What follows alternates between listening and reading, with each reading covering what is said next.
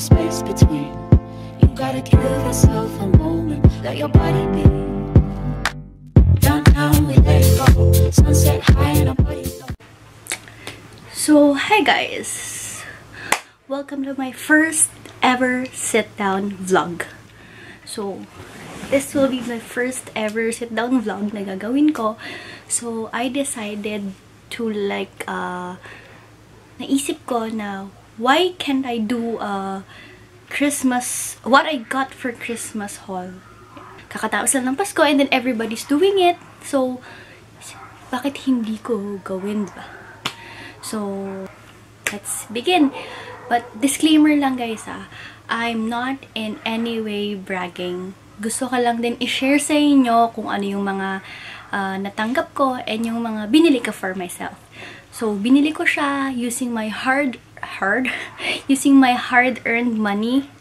So, I think naman deserve ko, and actually, ang tagal ko din kinonvince yung sarili ko na deserve ko bumili ng mga bagay na yun. So, ayun. Without further ado, let's get started. So, ayun.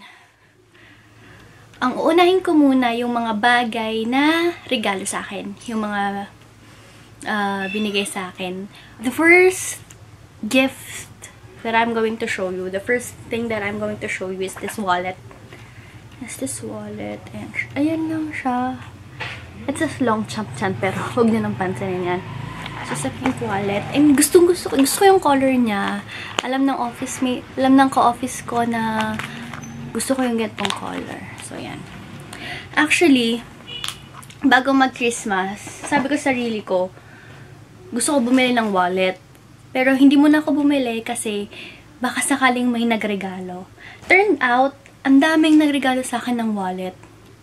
Pero yun nga, since madami, yung iba, binigay ko na lang sa tita ko. So, hindi ko na mapapakita sa inyo. Anyways, next item. The next item that I got is this thing. It's actually a mirror. Ayan siya. This is a mirror. Then, pansinin niyo yung mata na, diba?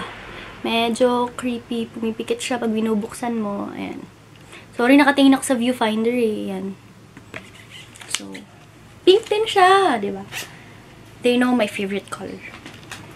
So, next item that I'm going to show you is this fluffy bedroom socks. Ayan. Actually, hindi ito regalo sa akin ng office mate ko. Regalo to ng family friend namin. So, it's just a socks. It's just socks. But it's fluffy. Ayan siya. Parang fur. Medyo fur siya. Ito ba yan? Medyo fur siya. So, it's cute. Bedroom socks lang siya. So, ayan. What else? Yung iba kasi, iba nagregalo sa akin pagkain. Like, yung isa may nagregalo ng polvoron. Yung isa parang digestives from Marks and Spencer. So, syempre, kinain ko na, diba? So, the next item that I'm going to show you are this products from Marks and Spencer. So, ayan siya. This one's a hand and nail cream. And then the other one is a silky talcum powder. Ayan. So, regalo sa akin siya ng boss ko. Yung ibang regalo, wala na sa akin. Kasi, like yung may face mask na regalo sa akin, ginamit ko na.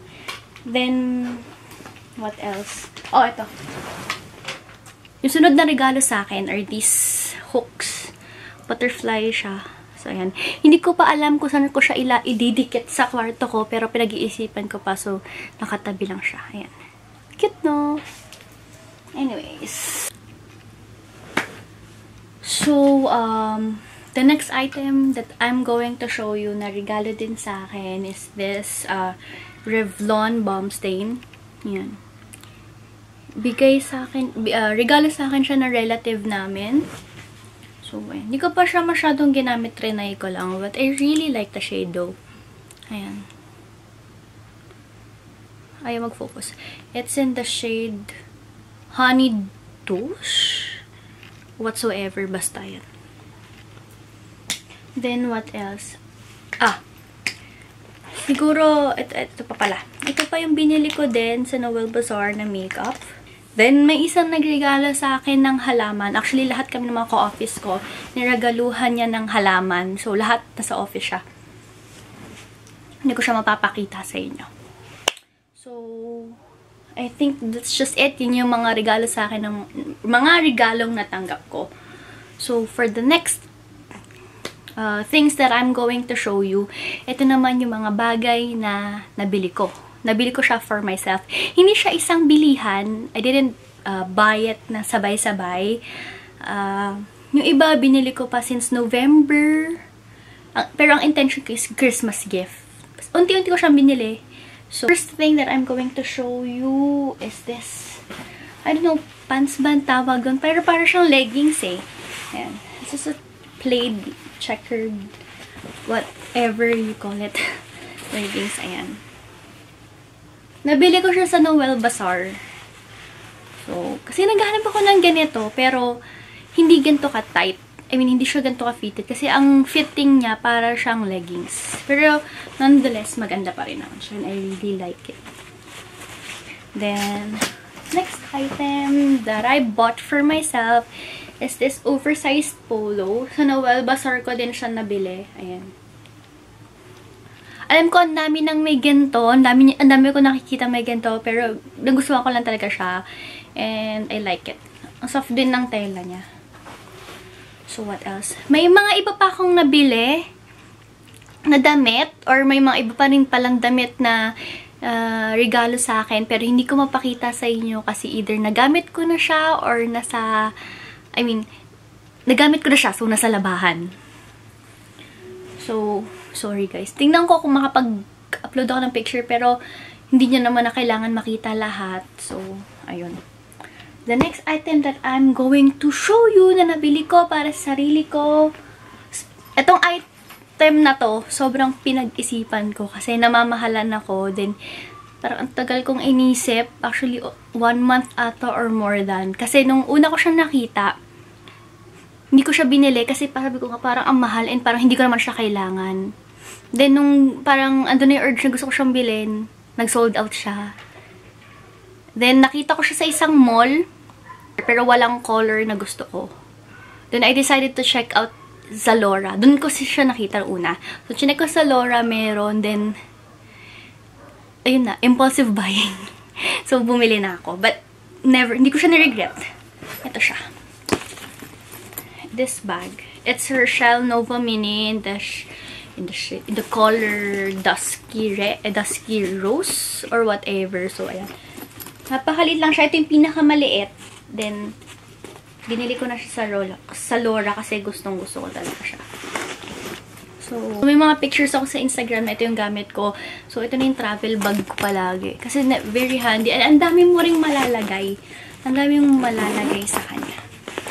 See that? Ang dami. And then yung wallet ko, anything, everything under the sun.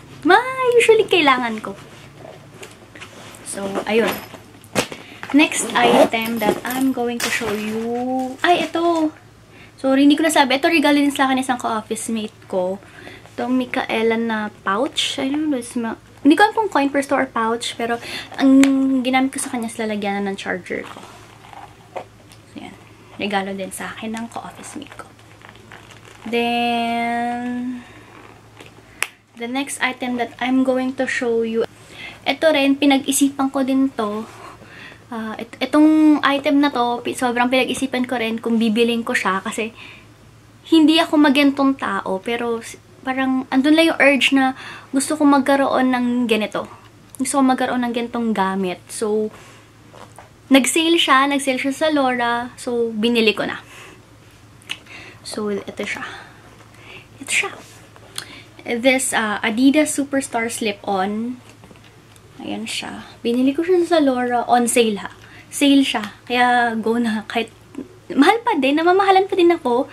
Hindi ako sanay na bumibili ng mga ganito kamahal na gamit na sapatos. Pero, gusto ko talaga siya. And, so far, hindi ko naman siya nire-regret. Although, puti siya. Madumihin, pero sobrang comfortable and sobrang comfortable niya and gustong-gusto ko siyang suotin.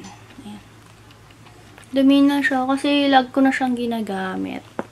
So, Then, the next item that I'm going to show you ay regalo sa akin ng mami ko. Wait lang. So, ayun. Hindi kasi ako dito nagpasko. Nagpasko ako sa Taiwan.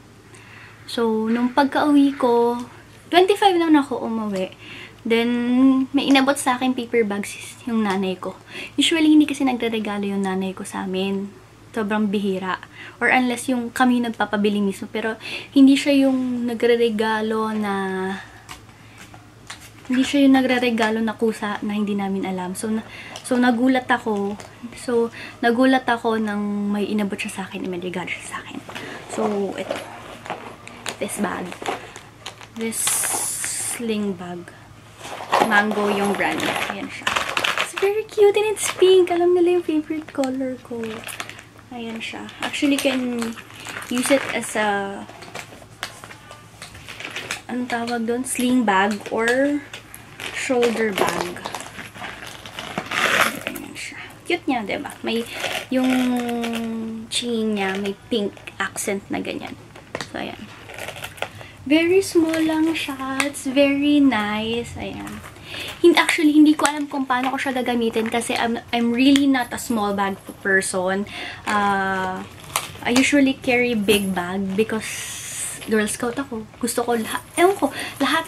Madami akong magdala. Kahit pupunta lang sa mall, gusto ko ready ako. Gusto ko nagkakasya lahat ng kailangan ko pa, yung wallet and everything. So, eto. Hindi nga kasya yung wallet ko dito eh.